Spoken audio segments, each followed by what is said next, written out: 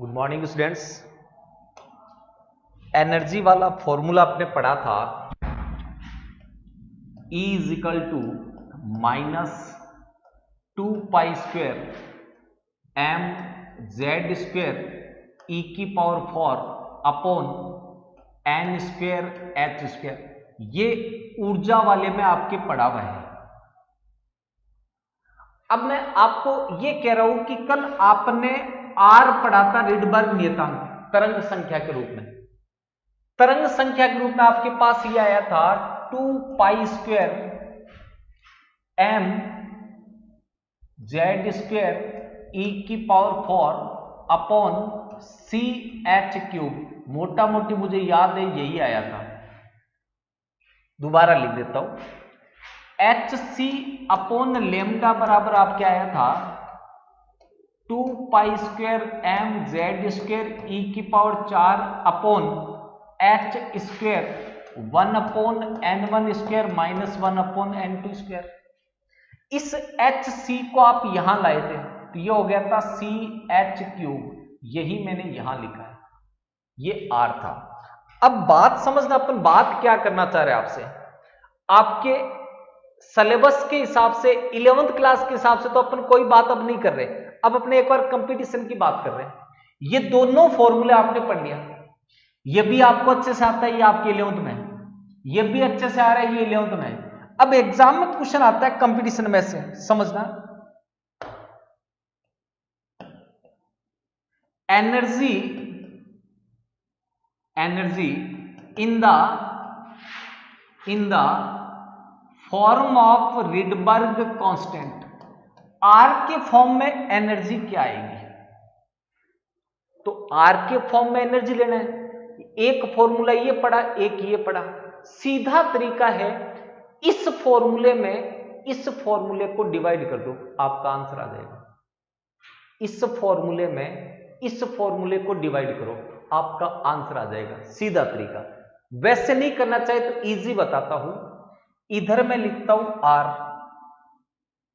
इधर ये as it is formula 2π² m z square e की पावर 4 बट्टा CH³। अब समझना, मैं दोनों साइड में समान संख्या से गुणा भाग करूंगा। मुझे R को एनर्जी के फॉर्म में लाना है, तो एनर्जी के फॉर्म में लाने के लिए मैं क्या करूं, समझो। इन दोनों में क्या डिफरेंस है वो गुणा भाग कर दो। देखो इसमें बट्टा, देखो माइनस चिन्ह है, इसमें माइनस नहीं है, तो इसको गुणा कर दो दोनों तरफ माइनस से, दोनों तरफ माइनस से गुणा। इसके बट्टा में n स्क्वायर है, यहां नहीं है, तो इसको गुणा कर दो n स्क्वायर से।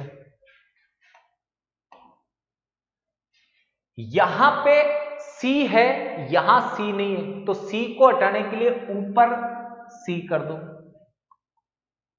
यहां h स्क्वायर है, यहां h³ है, एक h को हटाने के लिए ऊपर h कर दो। बस हो गया काम। अब समझो, ध्यान से बात समझना मेरी। यहां से इरेजर छोटा नहीं है क्या? चलो हाथ से करेंगे। अब समझना, पेन से कर देता हूं। इस C से C कैंसल, एक H से H कैंसल, तो ये बचा H स्क्वायर। ध्यान से देखो, ये माइनस इससे गुणा होगा प्लस से, तो यहां साइन लिख देता हूं माइनस, इस साइन को अब हटा देता हूं।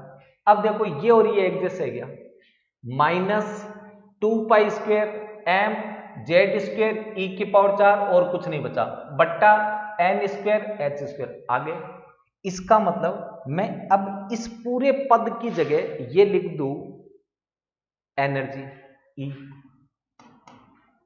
इसका मतलब एनर्जी किसके बराबर आई? -RCH बट्टा n स्क्वायर। समझना, एनर्जी इस फॉर्म में आ गई आपके -RCH बट्टा n स्क्वायर के रूप में। ये एनर्जी रिडबर्ग कांस्टेंट के फॉर्म में है। अगर ये दोनों फॉर्मूले याद है तो ये आप याद कर सकते हो। अब कंपटीशन में क्वेश्चन क्या आता है, तब आप कहते हो ये तो हमें सर ने पढ़ाया ही नहीं था, 11th 12th में था ही नहीं। वो 11th 12th में होता है बेटा, आप थोड़ा सा ध्यान देके जाओगे तो आपको वहां सारे आंसर मिल जाएंगे। अब समझना मेरी बात को, मैं यहां कई टाइप की एनर्जी लिख रहा हूं, अच्छे से समझना। मैंने यहां लिखी टोटल एनर्जी, यहां मैंने लिखी काइनेटिक एनर्जी, यहां मैंने लिखी पोटेंशियल एनर्जी, यहां मैंने लिखी आयोनाइजेशन पोटेंशियल आईपी। ये क्या होता है वो बाद में बात करेंगे। वैसे पीरियोडिक टेबल के अंदर अपना आयोनाइजेशन पोटेंशियल की बात कर चुके हैं, बट आज दोबारा कर लेंगे। अब देखो एनर्जी रिडबर्ग कांस्टेंट के फॉर्म में क्या आई, minus are c h upon n square. यहां तक की बात समझ में आनी थी। ये एनर्जी रिडबर्ग कांस्टेंट के फॉर्म में है, minus are c h upon n square. अब इन दो की बात कर लूं थोड़ी सी, पहले जो पढ़ा हुआ है उसी बेस पे समझना। अपने ये कहा था इलेक्ट्रॉन की टोटल एनर्जी, इलेक्ट्रॉन की total energy kinetic energy plus potential energy का सम होगा। अपने पास काइनेटिक एनर्जी आई थी हाफ एम वी स्क्वायर, ये सब कुछ किया हुआ है प्रीवियस वीडियो में। पोटेंशियल एनर्जी आई थी minus z d square upon r. ये बोर पोस्टुलेट में z d square upon r की इक्वल था, तो E is equal to half z d square upon r minus z d square upon r is equal to, इसको इसमें से घटा दो, माइनस 1/2 जेड डी स्क्वायर बट्टा आर। ये टोटल एनर्जी को रिप्रेजेंट कर रहा है। अब ध्यान से समझो, वो टोटल एनर्जी E वाली, इसको समझो, ये काइनेटिक एनर्जी है और ये टोटल एनर्जी है। दोनों में क्या डिफरेंस है, वैल्यू मैग्नीट्यूड इक्वल है बट साइन चेंज है। ये वाली काइनेटिक एनर्जी प्लस में, ये माइनस में, बाकी पूरा सेम है। देखो half z d square upon r, इधर minus half z d square, sign का ही चेंज है और कोई चेंज नहीं है। इसका मतलब total energy minus are c h upon n square है, तो ये प्लस में हो जाएगी r c h upon n square, और कोई चेंज नहीं है।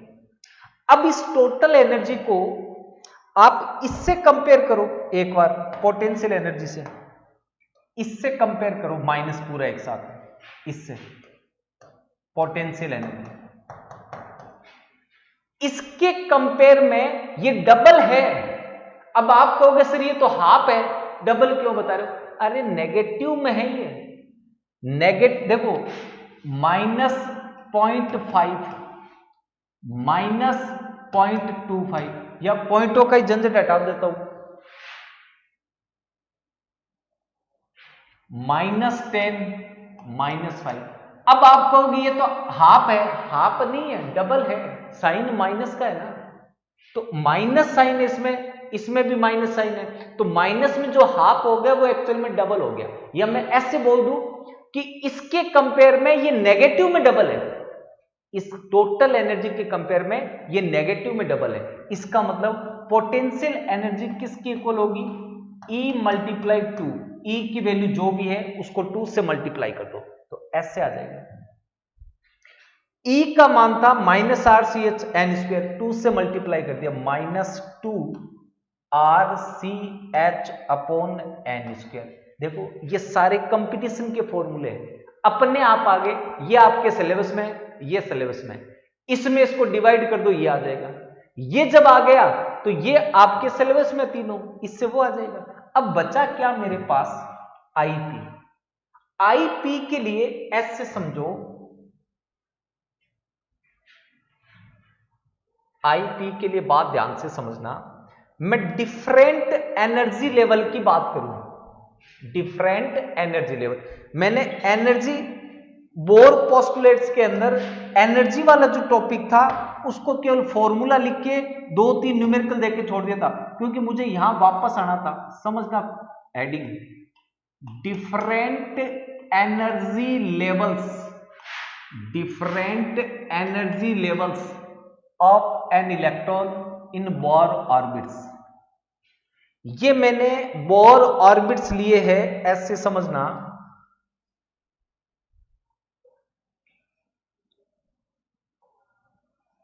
डिफरेंट डिफरेंट बोर ऑर्बिट्स मैंने ले लिए, इतने ही बहुत है।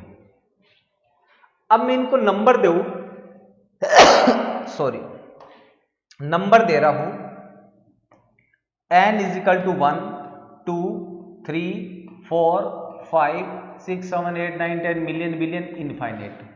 लास्ट वाले को हमेशा इनफाइनेट देते हैं।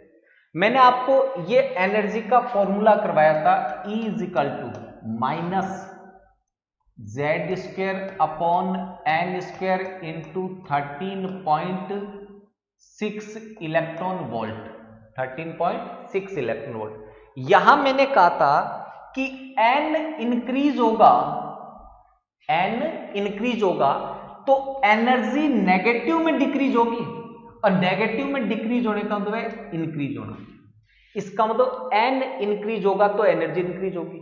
इसका मतलब फर्स्ट ऑर्बिट की एनर्जी लोवेस्ट होगी और लास्ट की हाईएस्ट होगी इनफाइनेट की। ये पहले से पढ़े, और मैंने ये कहा था कि इनफाइनेट की एनर्जी हमेशा जीरो होगी। देखो n की वैल्यू इनफाइनेट रखो, इनफाइनेट को जिसमें भी डिवाइड करोगे वो जीरो आएगा। इसका मतलब इसकी एनर्जी तो जीरो है, वो अपने को पहले से पता है, और इसकी लोवेस्ट है, सबसे कम ये, सबसे ज्यादा ये। जैसे जैसे n इंक्रीज होगा इलेक्ट्रॉन की एनर्जी इंक्रीज होगी। अब मैं इनको नाम देता हूं। जो मिनिमम एनर्जी लेवल होता है, मिनिमम, उसको नाम देते हैं ग्राउंड स्टेट। क्या नाम देंगे? Ground state. Minimum energy level क्या कहलाएगा? Ground state. अब देखो, अगर कोई कैंडिडेट चारपाई पे लेटा हुआ है, सो रहा है, बीमार है, टायर्ड है, उसको किसने कहा कि भैया एक गिलास पानी लाना, मैं बीमार हूं। अरे तो तू बीमार है, मर थोड़ी गया, एक गिलास पानी ला दे, नहीं ला के देगा वो। इसका मतलब वो मिनिमम एनर्जी लेवल में है, उसको बोलते हैं ग्राउंड स्टेट। अब समझो, किसने उसके पास से चार पैसे चलते हुए बोला, ए पागल, ए मेंटल, मेंटल बोल दिया मेरे को, वो चार पाई से तुरंत खड़ा होगा और उसके पीछे भागेगा। इसका मतलब अब एनर्जी कहां से आई? जब पास में मटके में से पानी का गिलास लाके देना था, तब कह रहा था मेरे पास एनर्जी नहीं है इसलिए मैं लेता हूं। अब वो उठ करके उसके पीछे भाग रहा है, अब एनर्जी कहां से आई? इसका मतलब जिसने उसको पागल बोला, उसने उसको एक्साइटेड कर दिया। तो एक्साइटेड करने से जो एनर्जी आती है वो एक्साइटेशन एनर्जी कहलाती है। इसका मतलब ये चार पाई से उठ गया, एक्साइटेशन स्टेट में आ गया, excited state, excited state, excited state, excited state. अब समझना, ग्राउंड स्टेट और इनफाइनेट स्टेट के बीच में जितनी स्टेट बनेगी वो सारी एक्साइटेड स्टेट है। नंबर दे देंगे, फर्स्ट, सेकंड, थर्ड, फोर्थ, अलग अलग नंबर देंगे। ये first excited state, second, third, fourth, मतलब इलेक्ट्रॉन ऐसे जंप कर गया, यहां चला गया, यहां चला गया, यहां चला गया, यहां चला गया। चेक करो इलेक्ट्रॉन कहां गया? ग्राउंड स्टेट से एक्साइटेड स्टेट में गया। तो जो एनर्जी रिक्वायर्ड थी वो थी activation energy, activation energy, activation energy. ये activation energy first, second, third, fourth. अब आपसे कोई क्वेश्चन पूछे कि हाइड्रोजन के लिए फोर्थ एक्साइटेशन स्टेट की एनर्जी फाइंड करो, फोर्थ एक्साइटेशन स्टेट। तो देखो, फोर्थ एक्साइटेड स्टेट यहां है, तो इलेक्ट्रॉन को ग्राउंड स्टेट से यहां आना पड़ेगा। तो फोर्थ एक्साइटेशन स्टेट के लिए n की वैल्यू 5 है, मतलब 5 और 1 का जो डिफरेंस होगा, delta E is equal to E5 minus E1। ये फोर्थ एक्साइटेशन एनर्जी E4 आएगी। E4 का मतलब फिफ्थ और फर्स्ट का डिफरेंस। अब ऐसे समझो,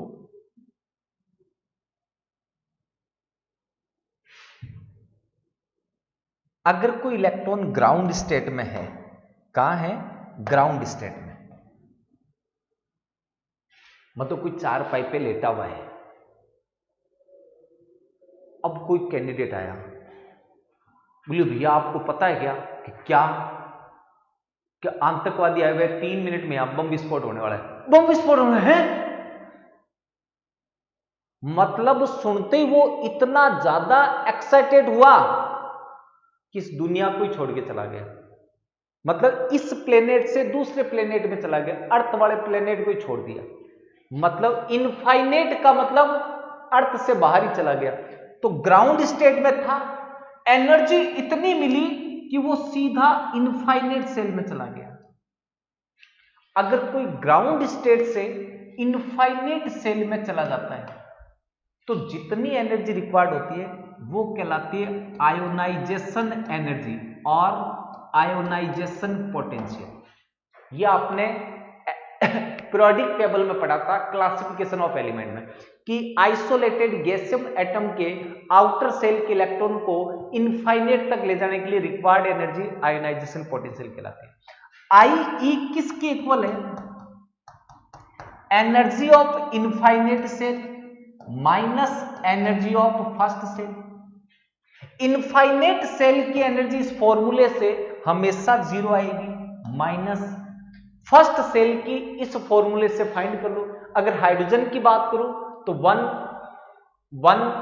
का स्क्वायर 1 माइनस 13.3, ये 0 थी, ये माइनस 13.6 थी, तो जितनी कम है इससे उतनी देंगे तब 0 होगी, तो ये आंसर आएगा प्लस 13.6 इलेक्ट्रॉन वोल्ट। मतलब हाइड्रोजन की आयनाइजेशन एंथैल्पी इतनी है। चलो इसकी अभी चर्चा करेंगे। एक ट्रक वाला आया, उसने इस कैंडिडेट को एक्सीडेंट किया और चला गया। इसका सर फट गया, पैर टूट गए, हाथ टूट गया, बट हार्ट बीट अभी भी चल रही है। इसका मतलब ट्रक वाले ने इसको बहुत ज्यादा एक्साइटेड कर दिया, बट मरा नहीं। इसका मतलब वो इनफाइनेट ऑर्बिट में नहीं गया, मतलब ट्रक वाला उसको केवल एक्साइट करके गया है, इनफाइनेट सेल में नहीं भेजा। अब ये गिरा हुआ पड़ा है, इसका दुश्मन आया, बोले आज मौका है, उसने उसका गला दबा दिया, गला दबाते वो दुनिया छोड़ के चला गया। अब जब केस चलेगा तो जेल कौन जाएगा? जिसने उसका गला दबाया। क्या उसने उसको मारा? मारा। एक्चुअल में 99.9% तो ट्रक वाला मार गया था उसको, 0.1 ही बचा था, और वो 0.1 उसने किया। मतलब इस प्लेनेट से उसको सेपरेट किसने किया? जिसने गला दबाया। मान लो इलेक्ट्रॉन पहले से यहां आया हुआ है, अभी तक दुनिया छोड़ी नहीं है, अब दुनिया छोड़ेगा। इसको दुनिया जिसने छुड़ा दी वो सेपरेशन एनर्जी है, सेपरेशन एनर्जी फर्स्ट। मतलब इनफाइनेट सेल से पहले वाले में से जा रहा है तो सेपरेशन एनर्जी फर्स्ट, इससे गया सेपरेशन एनर्जी सेकंड, इससे गया सेपरेशन एनर्जी थर्ड, इससे गया सेपरेशन एनर्जी फोर्थ, इससे गया तो आयनाइजेशन एंथैल्पी। कई बार क्या करेंगे, नाम तो आयनाइजेशन एंथैल्पी देंगे, आयनाइजेशन एनर्जी देंगे, लेकिन ले जाएंगे एक्साइटेड स्टेट से, तो वहां ऐसे बोलेंगे, केवल ऐसे बोले आयनाइजेशन एंथैल्पी, इसका मतलब 1 से इनफाइनेट पे ले जाना है। अगर ये पूछे कि फोर्थ एक्साइटेड स्टेट की आयनाइजेशन एंथैल्पी, इसका मतलब फोर्थ दे दी, तो यहां से यहां तक ले जाना है। एक्चुअल में तो ये सेपरेशन एनर्जी है, लेकिन वहां फिर उसने जब ये बोल दिया कि 4 एक्साइटेड स्टेट, फिर आयोनाइजेशन बोला है, इसका मतलब इनफाइनेट तक ले जाना है, लेकिन ले जाना कहां से? फोर्थ एक्साइटेड स्टेट से। ये minimum energy level ground state, maximum infinite, बीच में जितने हैं एक्साइटेड स्टेट 1 2 3 1000 मिलियन मिलियन बनेंगे, बीच में मैंने 4-5 बनाए। ग्राउंड से एक्साइटेड स्टेट में ले जाने के लिए required energy excitation energy, excited से यहां ले जाने के लिए सेपरेशन एनर्जी, ग्राउंड से इनफाइनेट के लिए आयनाइजेशन एनर्जी और आयनाइजेशन पोटेंशियल। अब इसका क्वेश्चन देता हूं आयनाइजेशन एनर्जी का, समझना। यह आपकी बुक का क्वेश्चन है, आप ध्यान रखना। अब कनेक्ट हो जाओ बुक से एक बार। Find IE of hydrogen atom, hydrogen atom की आयनाइजेशन एनर्जी, आयनाइजेशन एंथैल्पी, या आयोनाइजेशन पोटेंशियल फाइंड करो। क्या फॉर्मूला है? IE is equal to energy of infinite orbit minus energy of first orbit, दोनों का difference.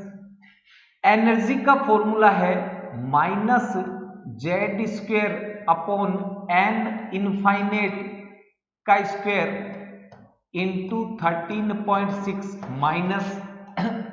Minus z square upon n1 square 13.6 minus hydrogen के लिए z की value 1 का स्क्वेयर इंफिनिटी का square into 13.6 minus minus plus 1 का square, first 1 का square 13.6। Infinite को कभी भी डिवाइड कर दो रिजल्ट आता है 0, तो ये पूरा रिजल्ट 0 हो गया।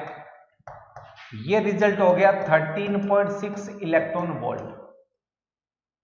इसका मतलब ये हुआ कि इसकी आयोनाइजेशन एनर्जी 13.6 इलेक्ट्रॉन वोल्ट। ऐसे हीलियम की बात करते तो यहां हीलियम के लिए 2 हो जाता, ये तो सेम रहता, 2 का स्क्वायर यहां 4 आता, यहां तो 0 आता। यहां तो कोई सा ही एटम ले लो इनफाइनाइट से डिवाइड, इन्फिनिटी वाली तो हमेशा 0। ये कितनी होगी वो जेड पे डिपेंड करेगी। अब हाइड्रोजन के लिए दूसरा क्वेश्चन समझना, ध्यान से समझना। Find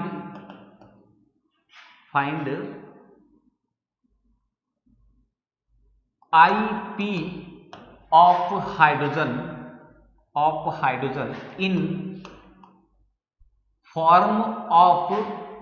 in form of Rydberg constant. Rydberg constant के फॉर्म में फाइंड करो। ये पढ़ा,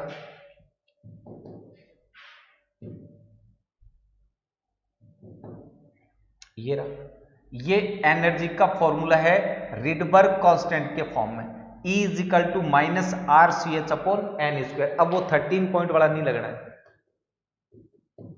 अप्लाई करो। IP is equal to E infinity minus E1। किस फॉर्म में लेना है?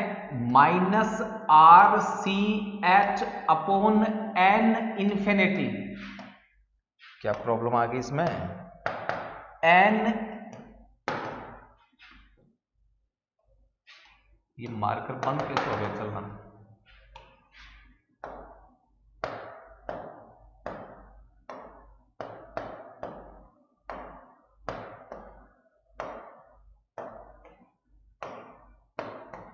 सॉरी बेटा, 1 मिनट, टेक्निकल प्रॉब्लम है, मैं बुलाता हूं टेक्नीशियन को। अरे मोहित,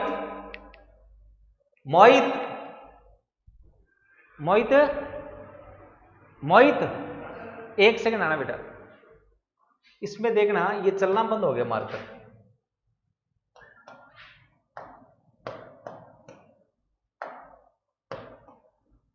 कोई सही नहीं चल रहा, देख फटाफट क्या कोई प्रॉब्लम आ रही है। चालू रखना वीडियो, चालू।